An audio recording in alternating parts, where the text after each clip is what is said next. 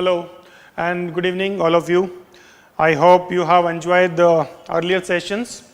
So in today's session, we are going to discuss about the first theory in anthropology, that is classical evolutionism. Right. See, the theories in anthropology, they they help us to understand the social reality in a better way. They provide us, these theories provide us a perspective, a framework to think, to analyze a particular dimension of the society and culture. So, this theory, classical evolutionism, is the first theory. This is the earliest theory, and what this theory says that societies and cultures evolve in a unilinear manner across the world. So basically all societies, they evolve. Now before you understand this classical evolutionism, you must understand few topics, few concepts to better connect with this theory, right? Without them you may not be able to connect with it. So what are those concepts?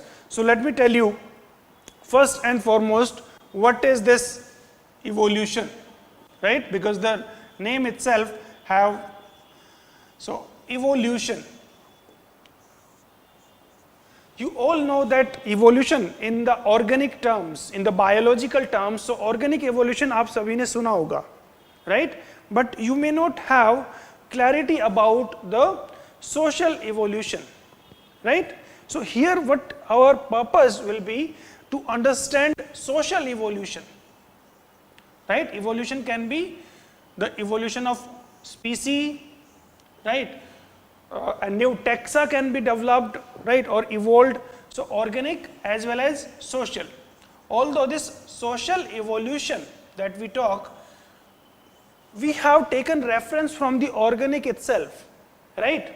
And you all know that organic evolution, evolution के ऊपर सबसे अच्छा काम जो किसका है, Charles Darwin का, right? He wrote a book on the origin of species in which he gave this idea very scientifically that how species evolve through natural selection, right? He gave the phrase, he talked about that survival of the fittest and other things. So from there we talk about the social evolution.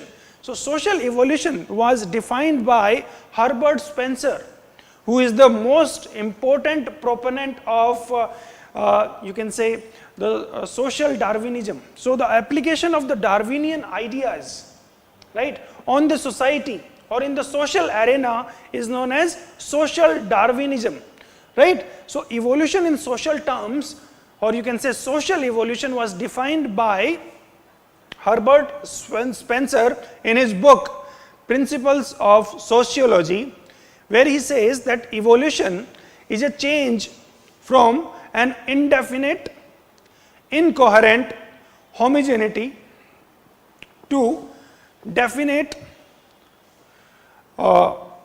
and coherent homogeneity, right?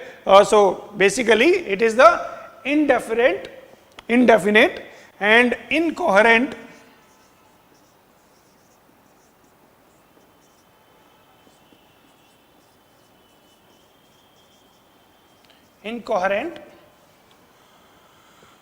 homogeneity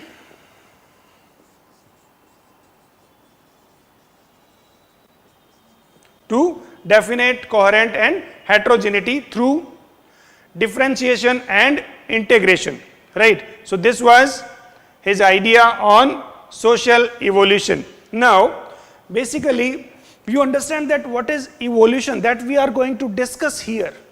But classical evolutionists, they are not only talking about evolution, rather they are talking about evolution in a particular way, right? And that way they were talking about evolution in a unilinear manner.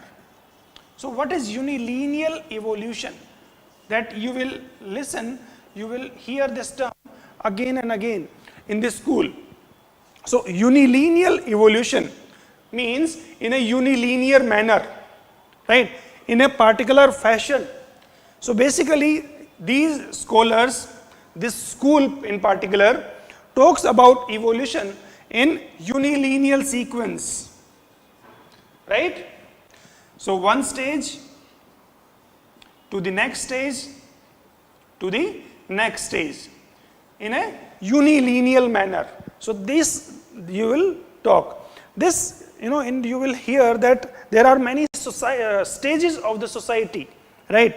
You will find savagery to barbarism to civilization, right? These stages that you find in this unilineal evolution, these stages were used by most of the scholars of classical evolutionist school, right? And these stages were borrowed from the Enlightenment thinker Montesquieu, right? So this is unilineal evolution. Now, you will also hear one term, psychic unity. Psychic unity. So what is psychic unity? Psychic unity is another concept that you must understand before understanding classical evolutionism. So psychic unity is a concept, right, which was used, quite frequently by the classical evolutionists to justify this unilineal evolution across the world. So they say that people in similar environments think and behave and respond in a similar way, right? So this is the concept. Basically you can say that the invention of agriculture took place simultaneously in Southeast Asia, in West Asia, as well as in Americas at the same time, right? Because people everywhere in the similar environmental conditions think and respond in a similar way. So this is the concept of psychic unity, right? You can talk about other terms that you can say that people everywhere marry, right? So that can be another example of psychic unity, that people everywhere think in a similar way.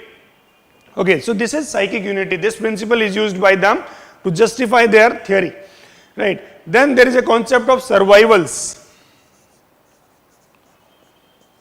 right? Survivals.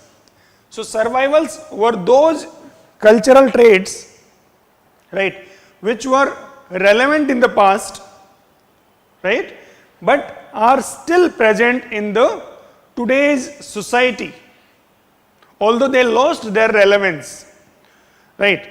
For example, you can take the back cut on the suits that men wear. So there is a cut in the back side, right? That cut was useful earlier because when you ride horse, then you cannot sit with the coat without having a cut in the back, right? So at that time it was, necessary, but today we don't ride horse, right? Most of you and we don't ride horse, so it is not required, but it is still there. So that thing is called by a very famous classical evolutionist thinker E.B. Tylor as a survival of the past relic, right? You see that during the marriage, there is mock battle, a kind of mock battle scene is created during the marriage, where the bride and groom fight with the sticks. So those mock battles were the relics of past, because in past marriage by capture is very frequent, right? So that is a relic of past. So these traits, these cultural traits which survive today but they lost their utility today, these are known as survivals. These survivals helps in explaining that we evolved, right? कि हमारा evolution हुआ है, कुछ चीजें बची हुई हैं, वो दिखाती हैं कि हम पहले ऐसे थे, right? That is why survivals. Psychic unity कहती है कि हम सब जगह एक तरीके से ही इवोल्व हो रहे हैं, right? तो यूनिलिनियल इवोल्यूशन को जस्टिफाई करेगा. इवोल्यूशन आपको मैं बता चुका हूं, social evolution, right? So these are few concepts that you must understand before digging into this school of thought. This is the earliest school of thought in anthropology. So let us move that what this school says, what this school have rejected, from where it was inspired or influenced, what were the basic premises, right?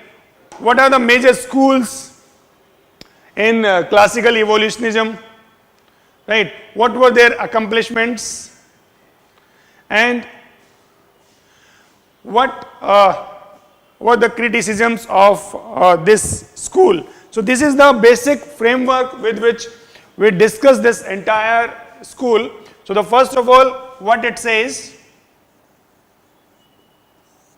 then what it had rejected, right? Because there must be some prevalent notion of the time, from where it was inspired or influenced, what were the basic premises,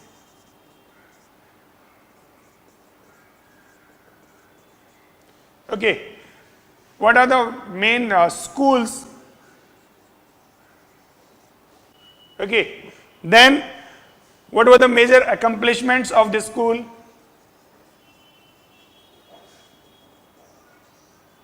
and finally we will talk about the critiques of this school. After that, I will tell you that what kind of question can be asked on this school and how will you address that question, right?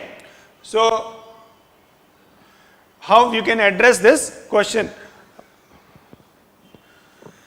Okay, so basically this classical evolutionism, this school is also known as unilineal evolution. This is also known as social evolutionism, right? These are the names of the same school, right? So if you get any of these names, you can just understand that this is, the question is talking about the classical evolutionism. Now, this unilineal evolutionism or evolutionism, say evolutionism was basically, this school of evolution you can say, were classified by American evolutionists, right? Julian Stewart.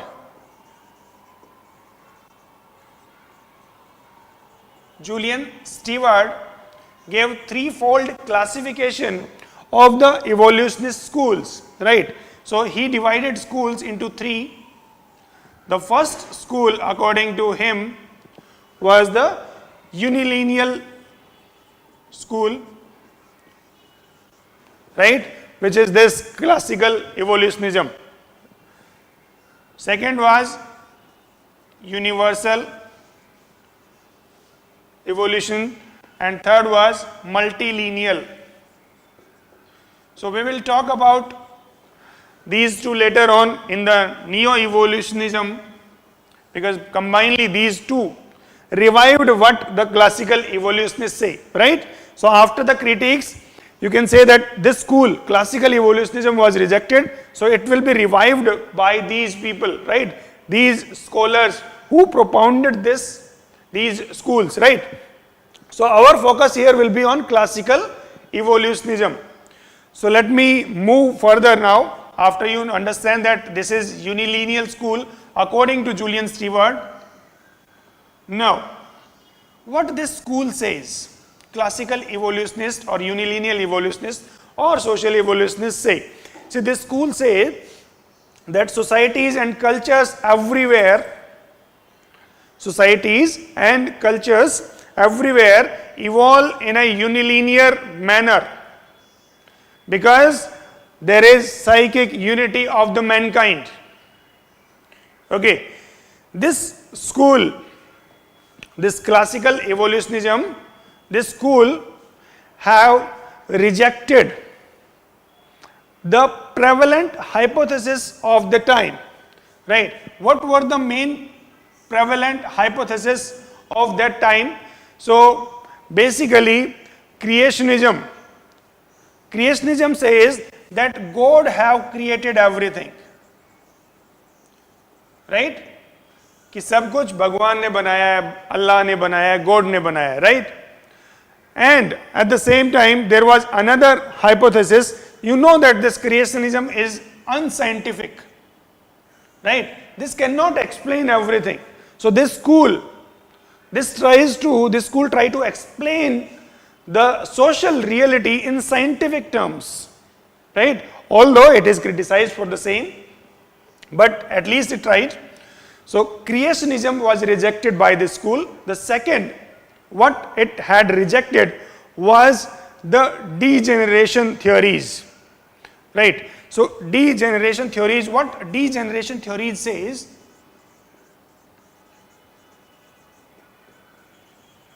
degeneration theories, you can take that they are polar opposites of the evolution. They say that the societies, they degenerate over the period of time, right? So basically, some societies, some cultures, they degenerate rather than improve, progress.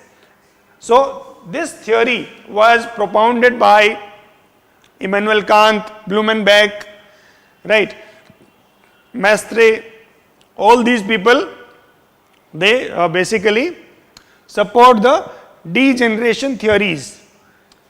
So these two basic prevalent, explanations which were a kind of unscientific, these were rejected by the classical evolutionist school. Okay, so from where this school was inspired or influenced, basically you know that what the school says, you know that from what this school have rejected. Now this school, the people who belong to this school or who profess these thoughts of evolution in a unilinear manner, they must be inspired from somewhere, right? So the inspiration for this school came from the Darwin's ideas, right? The inspiration came from the Darwin's ideas, because from Darwin's ideas emerged social Darwinism. So what Darwin says that the best suited species will survive. Basically, he was talking about the survival of the fittest. So those ideas were applied on the societies, on humankind, on our social area, right? So the society which is the most suitable will survive.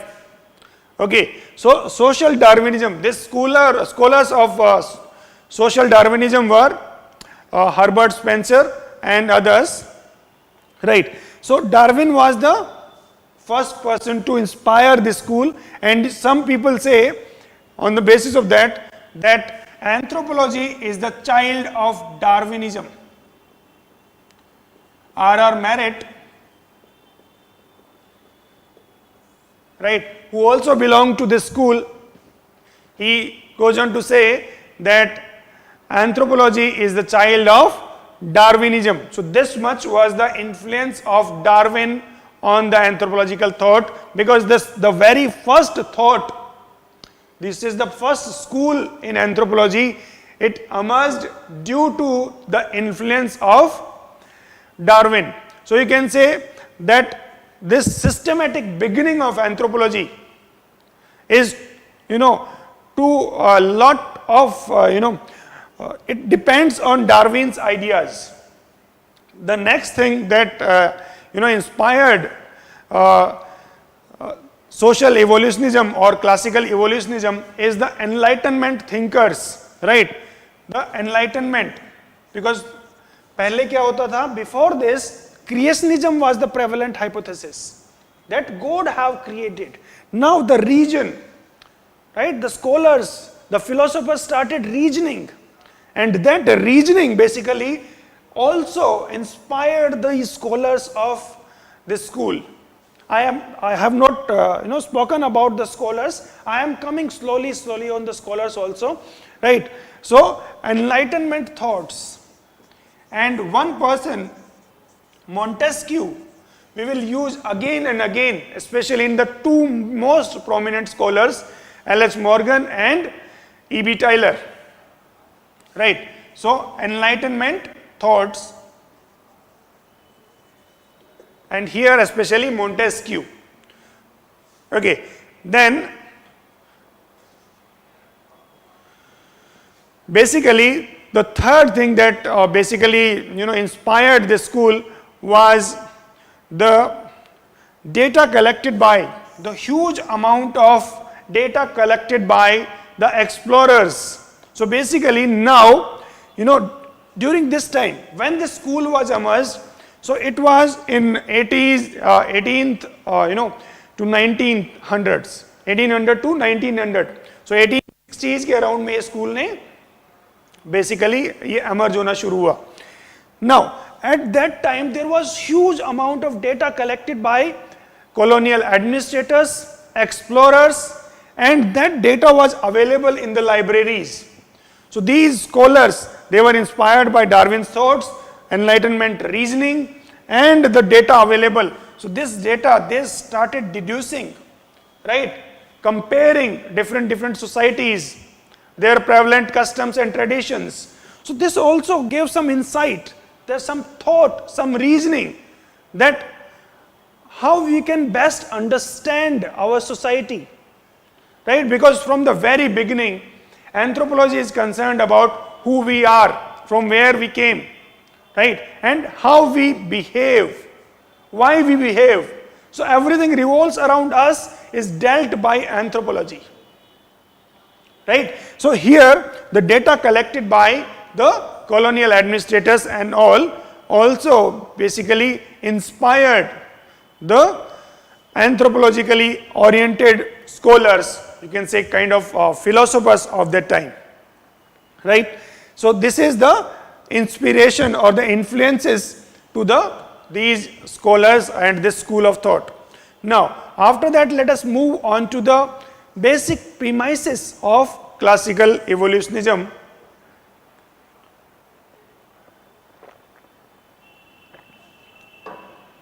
Okay, so what are the basic premises? So you can say that the first thing, the first foundation premise of these thinkers, they say that evolution is a gradual process of change from simple to complex, homogeneity to heterogeneity, uncertainty to certainty, right? Simple to complex, homogeneity to heterogeneity, and you can say uncertainty to certainty. Second premise is that this evolution according to them is ceaseless. मतलब ये होता रहता है, ऐसा नहीं है कि आज evolution रुक गया. It is a ceaseless process and it is present everywhere, ubiquitous, right? So the first thing is, it is from simple to complex, from homogeneity, homogeneity means एक जैसा सब कुछ, to heterogeneity, that means बहुत सारी चीजें मिली हुई हैं, uncertainty to certainty. Second is, it is ceaseless and ubiquitous. Ceaseless means ना तो ये रुकता है, और ubiquitous means ये हर जगह हो रहा है. Next, there is psychic unity of mankind, right? There is psychic unity of mankind. This is also their fundamental belief, their fundamental premise on which they have built, that societies and cultures evolve in a unilinear sequence everywhere, right? So there is psychic unity of mankind. And what is psychic unity of mankind? It says that this is a concept which says that people think in a similar way.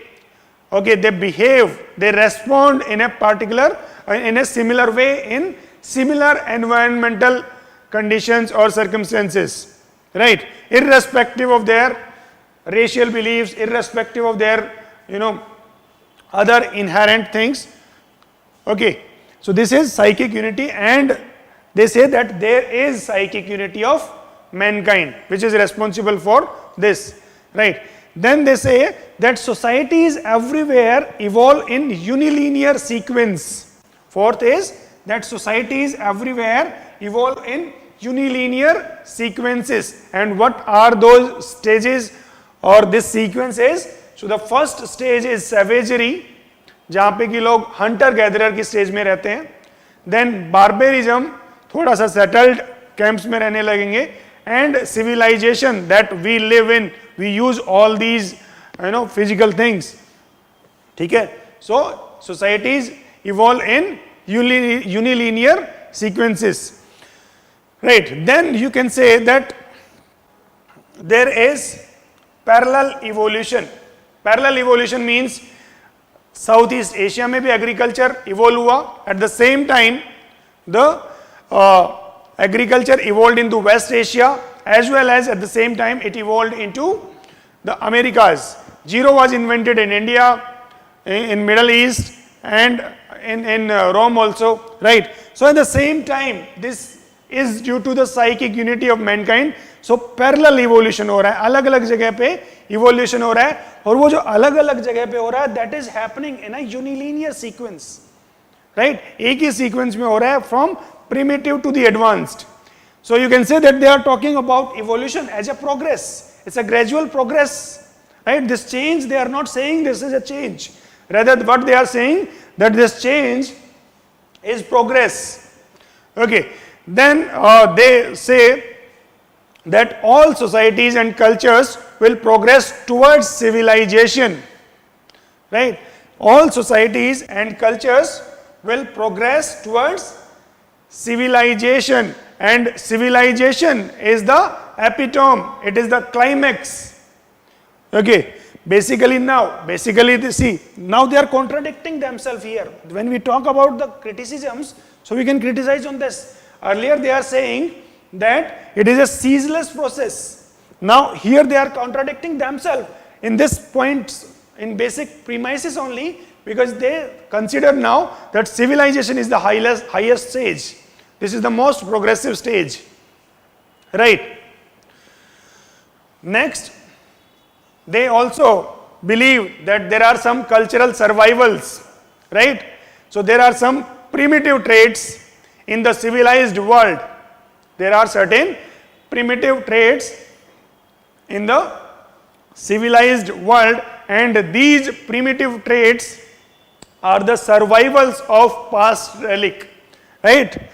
So I gave you the example of survivals. What are the examples of survivals? एक तो waste जो coat के पीछे का cut, right? Mock nuptial battles, right? All these are basically the survivals of the past. ठीक है, जो पहले यूटिलिटी रखते थे आज उनकी यूटिलिटी नहीं है, बट वो आज भी civilized world में पाए जाते हैं. And if you see them in today's world, what they indicate, they tells us कि हम past में ऐसे थे, right? That means we evolved, right? We progressed according to this school of thought, this classical evolutionism. So this is the basic premises of this school. Now this school is not a single school, rather it is basically, it evolved into three different areas in different locations or different places: Britain, America, and the continental Europe, right? So these three places represent the similar thought pattern, right? They say that the society and culture evolve in a similar unilinear sequence. So here also you can say there is a psychic unity of mankind, that people of three different locations think in a similar manner, right? People of these three locations, Britain, continental Europe, and America, they think in the similar manner. So here also you can find the psychic unity, the application of that principle on themselves itself, right? So let me erase this.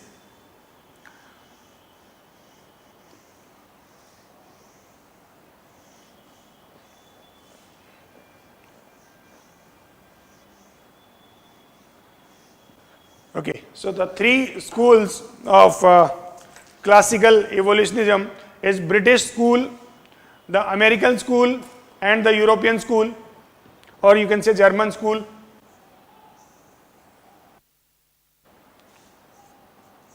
British school,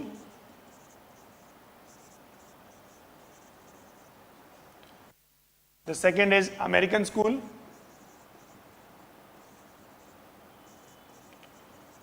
and the third is, you can say, German school.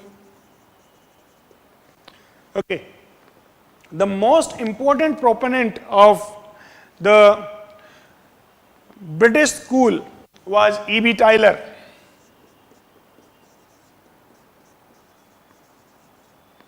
Right? He gave the theory of religion, in which he says that animism, that is the belief in the souls or the spirits, is the earliest form of religion, and from animism evolved the polytheism, and from polytheism to monotheism. That was his idea, his theory, that he tried to explain this concept of religion, evolution of religion. There was another very important scholar of British school was James Frazer. James Frazer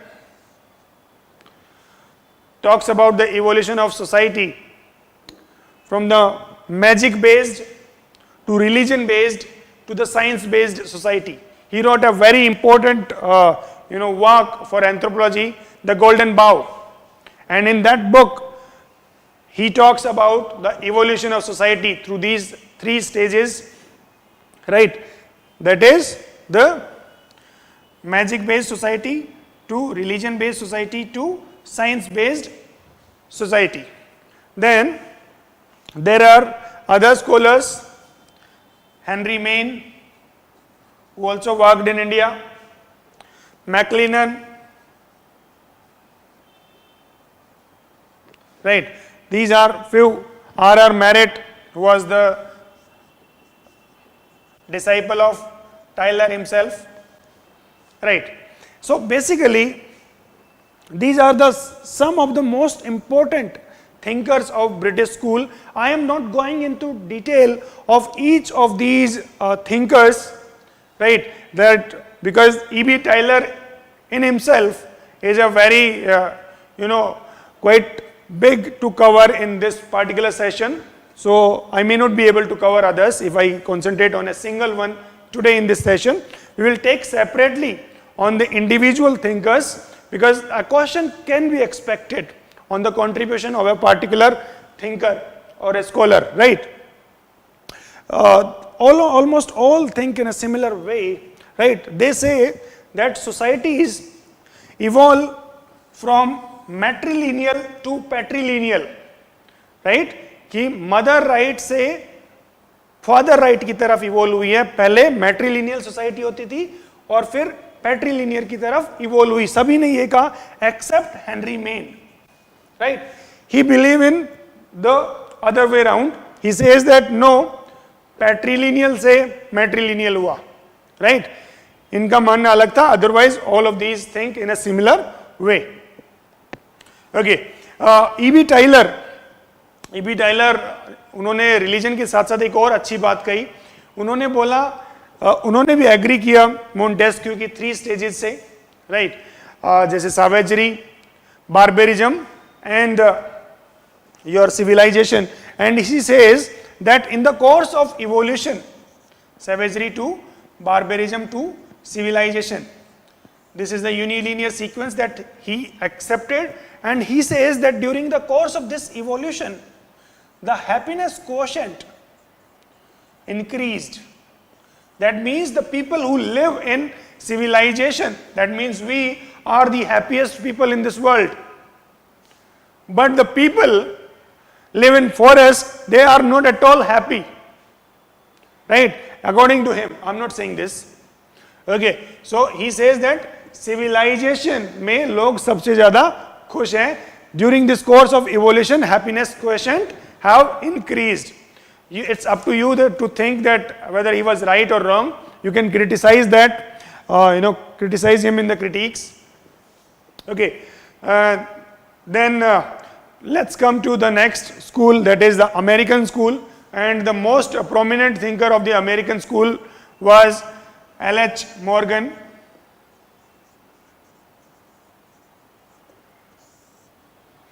Okay, so L.H. Morgan, he also talks about the evolution of society, right, in the same stages as this E.B. Tylor was talking, savagery, barbarism to civilization. And here, what L.H. Morgan says, that not only this savagery, barbarism and civilization, he subdivided the lower two stages into sub-stages and basically tried to justify these stages on the basis of technological advancement. So basically L.H. Morgan says that technological advancement took place during the course of evolution. Technological advancement took place during the course of evolution from the primitive stages to the advanced stages. Okay. Then he also talks about the evolution of family, evolution of marriage, right? Basically he says that people in the primitive societies in past, they live in primitive hordes, right? And there was no concept of marriage, right? There was no concept of marriage. Anyone can mate with anyone. And in the course of evolution, the marriages, they evolve, right? And finally we reached to the stage of monogamy. That was his argument about the origin of marriage, origin of family.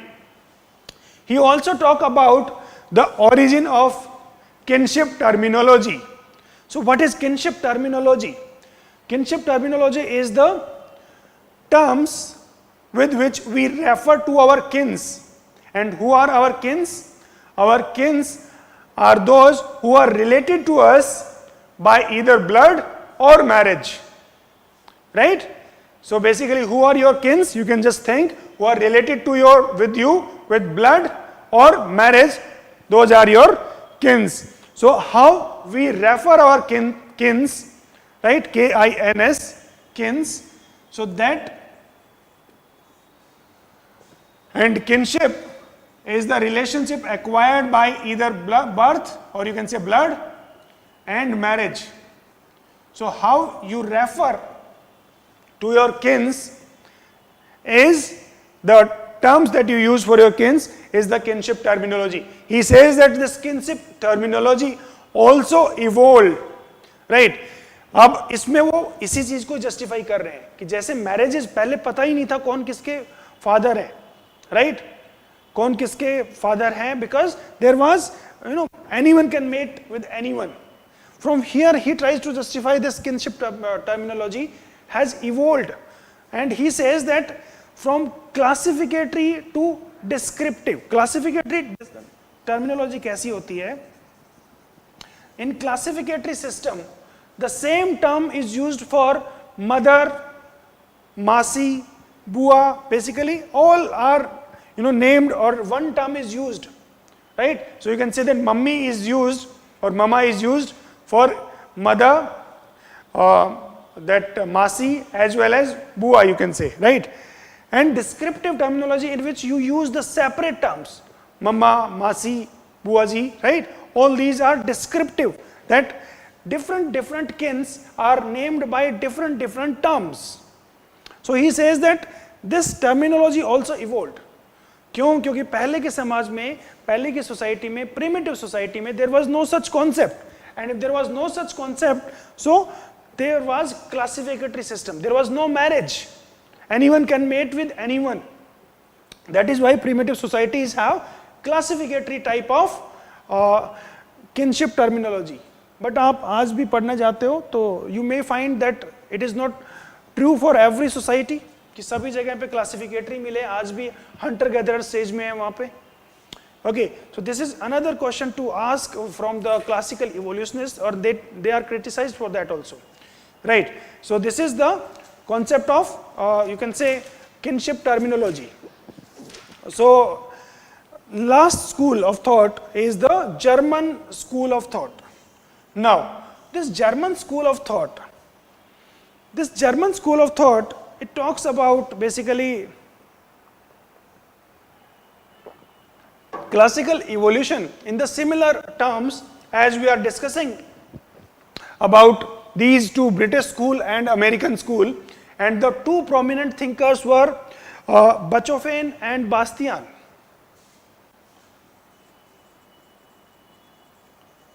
Bachofen wrote a book named as Mother's Right, and Bastian, he used this concept of psychic unity very elaborately. So these are the two prominent thinkers, right? Not very necessary for us, but still you must know when you are going to write, at least give their reference, right? So he wrote, Bachofen shared thought with L.H. Morgan, shares thought with the Tylor, Frazer, McLennan, but basically Henry Maine was separate. He thinks otherwise. He also thinks that matrilineal society से patrilineal society की तरफ evolution हुआ, right? In Mother's Right, that book. Okay, so these are the three prominent schools of thought which talks about the unilinear evolution of the mankind. Now, next we come to the accomplishments of this school, right? Because every school of thought, every theory, see, before this theory, before classical evolutionism, the anthropology was very unsystematic. It was not taught at the university level, right? So unless there are certain theories, certain hypotheses, so any discipline cannot make a mark on the academic front, right? And if you want to see any discipline in the academic field, so theories are necessary, right? So what are the accomplishments of this school, or you can say classical evolutionism, that we are going to discuss? So the first and the foremost thing in the accomplishments, you can say that this school established classical evolutionism established anthropology as a scientific discipline, right? How scientific discipline? Because the way we see that species evolve, we are talking about the societies and the cultures also evolve, right? So in the same way, we are using the similar methodologies, right? We are using the similar methods, similar scientific methods. So if the scientific methods are used, you can say this anthropology as a discipline was given a scientific tinge, right? So this school made anthropology a scientific discipline. It brings anthropology closer to the natural sciences. And what are the natural sciences? Like biology, physics, and all these are the natural sciences. So this school brought anthropology closer to natural sciences. Why? Because you see what these people did. These people say that societies and cultures evolve in a unilinear manner. So how did they identify, they found it out. कैसे उनको पता लगा कि societies और cultures evolve हो रहे हैं? उन्होंने क्या किया? अलग अलग cultures को study किया. Culture 1, Culture 2, Culture 3, right? And they compared them. How science give laws, that is how, right? That they compared 1, 2 and 3. Suppose there was, agriculture, there was agriculture. So they says that agriculture is everywhere, right? Then at some points they conjectured also, that we will talk later, but still they compared 3 different societies, and on the basis of this comparison, they say that it is present everywhere. So ये जो method हमने apply किया, This was a scientific comparative method, right? So on the basis of this comparative method, they say that that anthropology anthropology was brought closer to the natural sciences by the efforts of classical evolutionists. Now, not only this, they gave the concept of, used that concept of psychic unity. And on the basis of this principle of psychic unity, they tried to counter racism also, right? So they gave this concept of psychic unity of mankind, that people everywhere think in a similar way. Although at one point they are countering the racism and ethnocentrism, but at the other point they are supporting it, because they are supporting that the civilization is the epitome of the development, of the progress, right? So this is the other thing. Then they gave the concept of survivals to explain this school, right? So they gave the concept of survivals. This was another contribution of this school. They also, talk about the concept of parallel evolution of societies and cultures. So these are some contributions of this school to anthropology, right? This school contributed to anthropology. One, it brought anthropology closer to the natural sciences, right? It gave the concept of psychic unity, survivals, and parallel evolution. So these are the some of the basic contributions of this school to anthropology. Now, not only this, that it tried to explain the social reality in a particular manner, that that our societies, our cultures, हमारे सब जगह के culture, at everywhere throughout the world, they evolved, and they evolved in a unilinear sequences. Okay, so if they evolved in a unilinear sequences, then what is the problem? What is the problem with them? Why they are being criticized? Because we also see that this is evolution, and evolution to ho raha hai, right?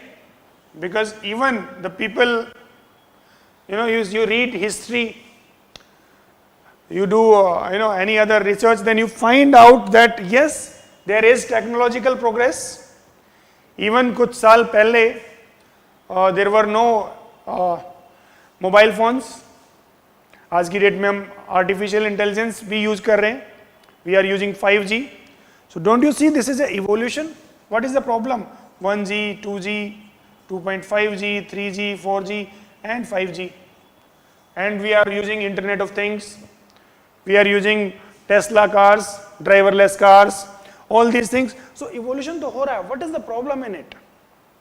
Why we are behind their hard work? क्यों हम उनके पीछे पड़े?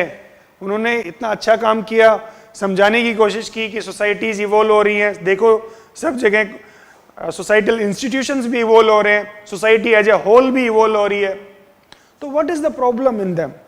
सी, some problems I have enlisted during our discussion itself. So the first thing that you try to understand is that how scientific theories are being given. कोई भी theory जब कोई दी जाती है, so the theory is given on the basis of some scientific facts, not imaginations, right? And although when you talk about the scientific theories in anthropology, so in anthropology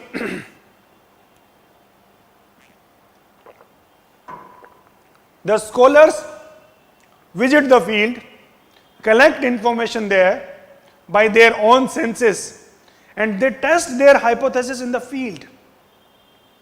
But here, when I was talking about the inspiration, influences, so these people have framed their theories on the basis of data collected by others.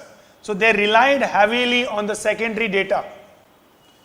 and if they haven't gone to the field by themselves, अगर वो खुद नहीं गए थे, तो how they can say that it is like this only? क्योंकि उन्होंने तो दूसरों का लिखा हुआ कुछ पढ़ा ना. There may be some mistake, right? And somewhere where that data was not sufficient to explain about the evolution, then they imagined something, they speculated something, they conjectured, right? So speculation उन्होंने किया, right? एक चीज आप देखो that when we are talking about this school, so they were saying in their basic foundational principles, their premises, that the civilization is the highest stage of progress. That means they equated evolution with progress, but it is not necessary. It is not necessary that you call this as a progress. You cannot say that people in civilization are more happy than in the primitive stage, in the savage stage, in the hunter-gatherer stage. You cannot say like this. So if you cannot say, so that means you cannot be ethnocentric, right?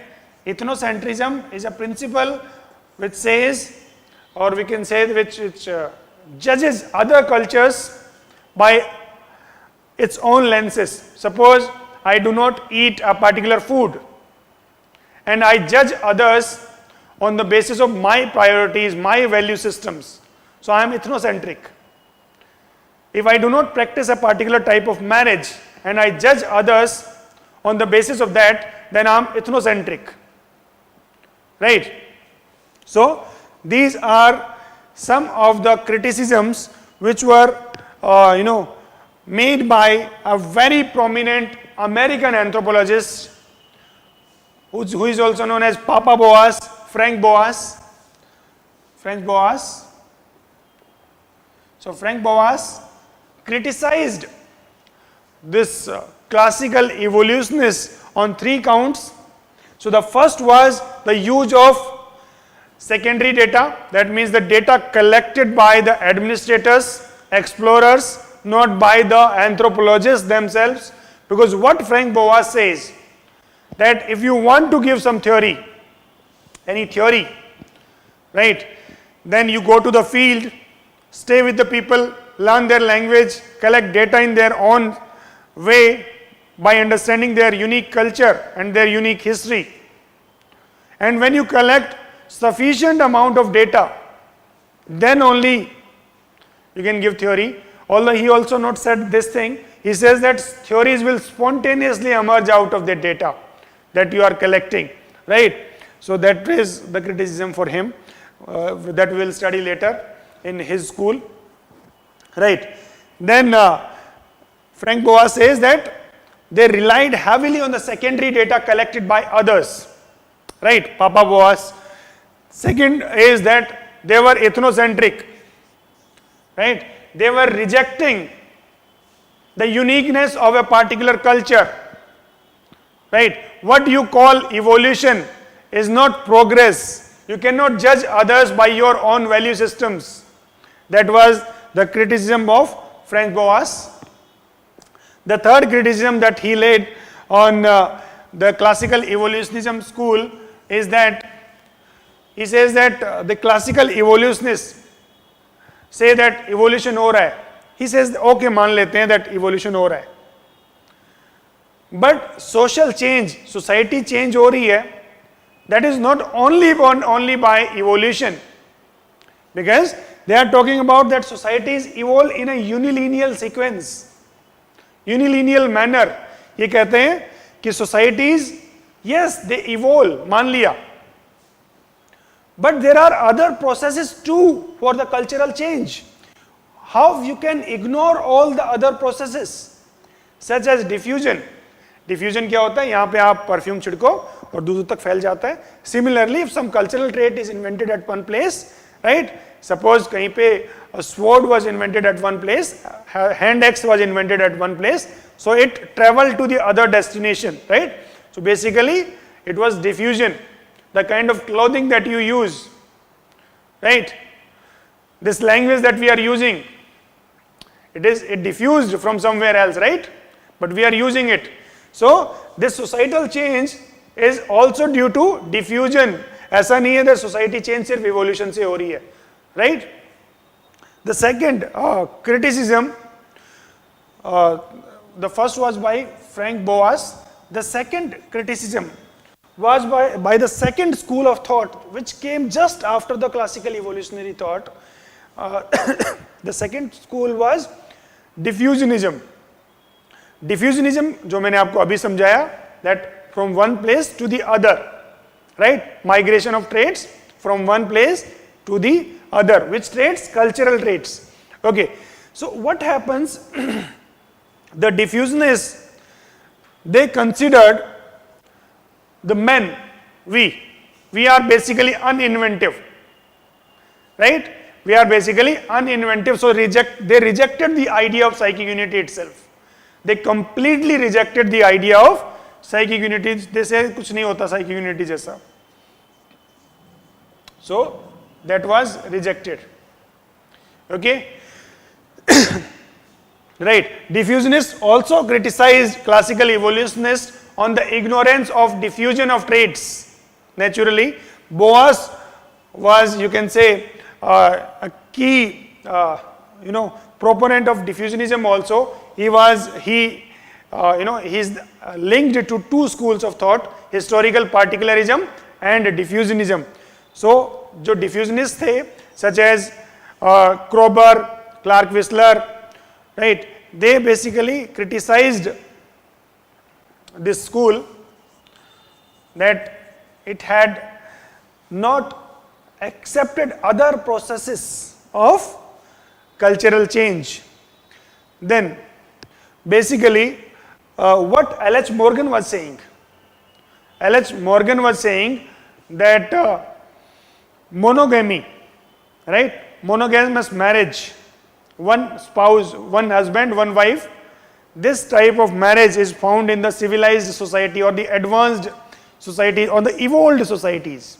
But a very famous anthropologist, Westermarck have worked on the human marriages, right? He wrote a book also, The History of Human Marriages, right? In that book he says that nuclear family and monogamy is found also in the primitive societies.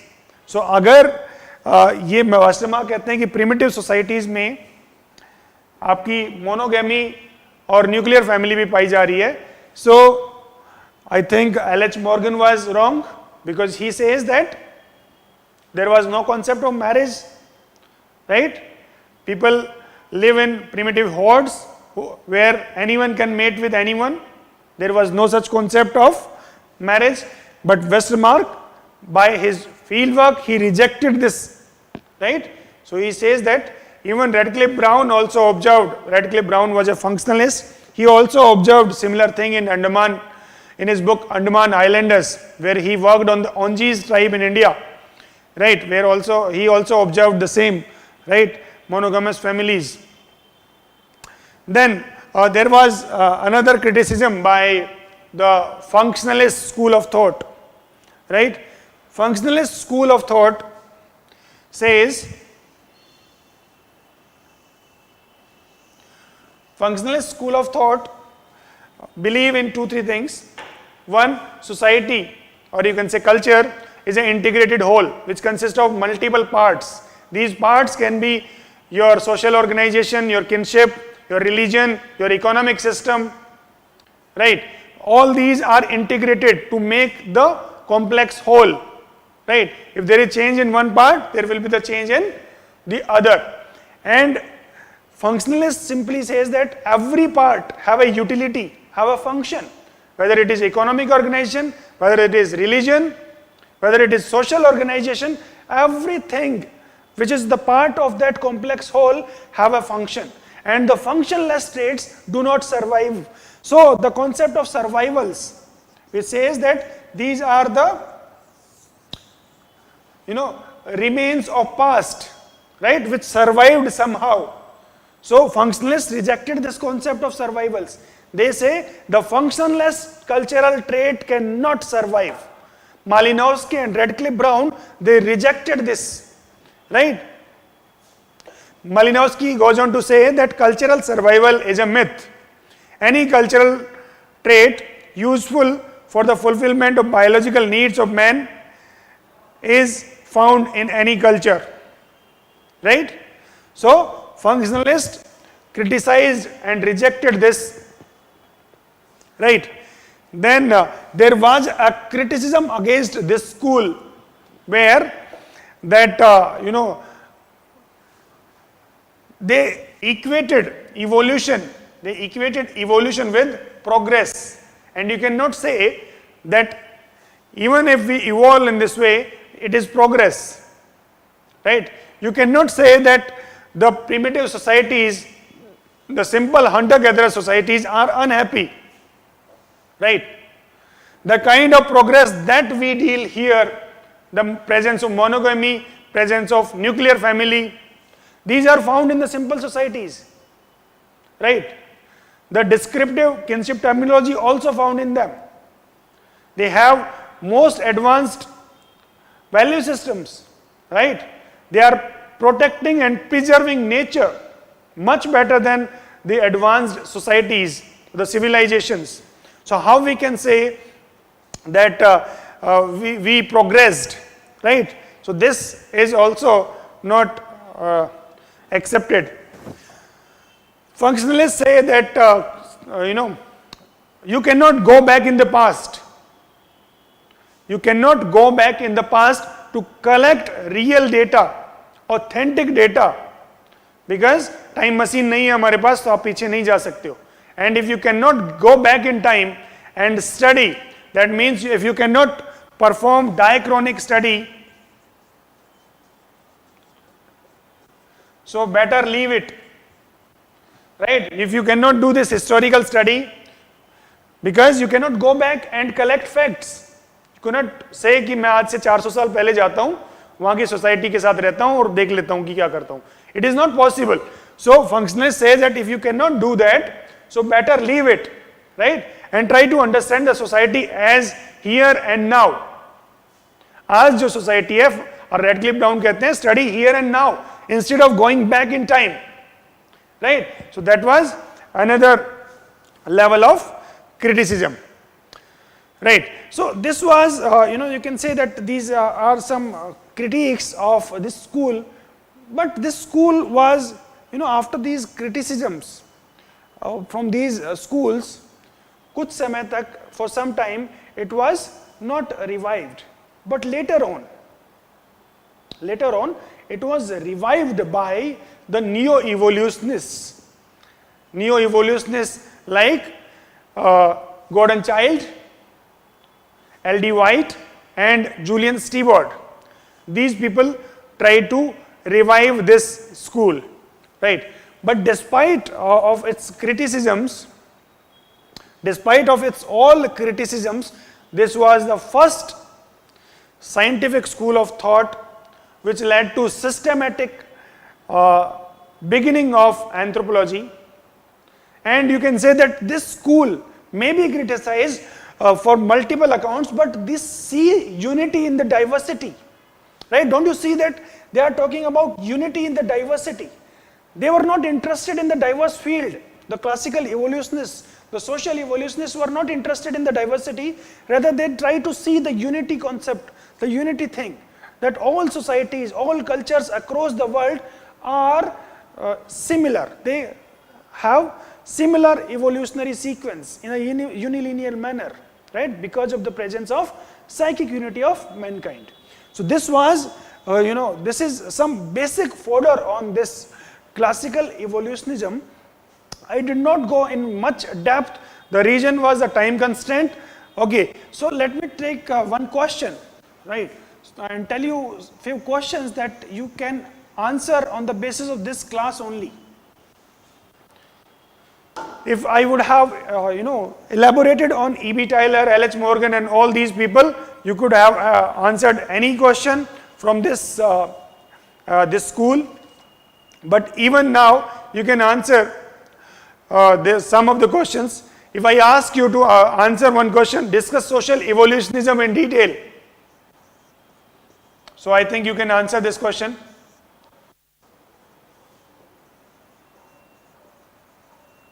The way we have discussed it in itself is an answer to this question, right?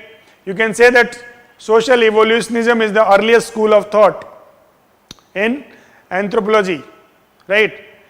It says that societies and cultures evolve in a unilinear sequence in all parts of the world because of the psychic unity of the mankind. This school have rejected the prevalent hypothesis of the time, that is the creationism and the degenerationist theory, right? This school in the next paragraph was inspired by, use these headings, inspired by Darwinism, social Darwinism. It was inspired by the Enlightenment thinkers, right, or the Enlightenment thoughts, and it relied heavily on the data collected by the explorers, the administrators, the colonialists, and the adventurers, right? Then you can say that it premised on certain beliefs or the foundation, that it is, the process of gradual change from uncertainty to certainty, from homogeneity to heterogeneity, right? And then you can say it is a ubiquitous and ceaseless process. It is due to the psychic unity of the mankind, right? And all these basic premises you can write. You can further on say that there were three major schools in classical evolutionism, right? The first school was the British school. The most important proponent of British school was the E.B. Tylor, who wrote a book, right? Primitive Culture, right? In that book, he talks about the evolution of society. There were other works also of E.B. Tylor. You can write one or two books. Then you can say American school, the most important proponent of that school was L.H. Morgan, right, who wrote a book, Ancient Society. He talks about the evolution of a society, evolution of marriage, family. Then you can talk about the German or the European school, in which you can name those two people, Bachofen and Bastian, who also talk about the evolution of the society. This school, then finally, this school, classical evolutionism, was instrumental in establishing anthropology as a scientific discipline. It gave the anthropology certain concepts like psychic unity of mankind. It gave the concept of survivals and parallels of culture, right? Although despite of these, it was criticized on many accounts, and we have discussed some of the criticisms. So you can discuss all those criticisms, and finally you can write that despite of its criticisms, this school tried to see unity in diversity, or you can say that it tried to give the historical explanations to explain the cultural varieties, right? But they were not sufficient in their endeavor, right? But still, their contribution was immense to the anthropological thought as the earliest school of thought. There is another question that came earlier, was unilineal evolutionism. The same you have to write. If it comes as classical evolutionism, you have to write the same. There can be a question that what were the basic premises? What were the basic premises of the 19th century evolutionists? So if the question is what were the basic premises of 19th century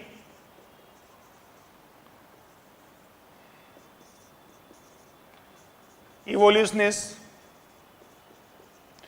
so you write that 19th century evolutionists, also known as this classical evolutionists, right, or unilineal evolutionists, right, and they gave the first or the earliest school of thought, right. Then you can say that they rejected the prevalent hypothesis, and they were inspired by Darwin's ideas. You can just write one or two lines and emphasize more and more on the premises part, right. And finally, when you write the premises, you reject the sum of the premises also, right? You can just write the criticisms, some of the criticisms in one go. ज़्यादा space नहीं दोगे, right? Main focus आपका यहाँ पे premises पे रहेगा, but still you will write the entire structure of it, right? Main जो आप dedicate करेंगे ज़्यादा से ज़्यादा, वो आप basic premise को dedicate करेंगे. Then there is, critically evaluate the contribution of 19th century classical evolutionists. So how will you critically evaluate? So we have critically evaluated. We have talked about their contribution and we have criticized them also. But despite of that criticism, finally we'll say that their contribution was immense because they established anthropology as a scientific discipline, right? They were successful in that endeavor. There can be a question, discuss the significance of social evolutionists in anthropological inquiry, right? So what was the significance of social evolutionists to anthropological inquiry? So basically, see what was their significance? They gave this school of thought to understand the social reality, right? They helped us to think that societies and cultures were not a static entity, they change. So they gave that perspective of social change, that we can look into this direction, that societies and cultures evolve. How we can think on that? We can think from the perspective of evolution, and that evolution took place because of psychic unity of mankind. Societies and cultures evolve in a unilinear fashion, right? And with that evolution, this evolution is basically backed by the technological advancements, right? They also gave the concept of survivals to understand कि जो आज हमारी civilized society में जो चीजें present हैं, that is the relics of past. So basically, if we have some of the traits of past, that indicates that we have evolved over the period of time, right? Then there is another question, the criticisms of classical evolutionists.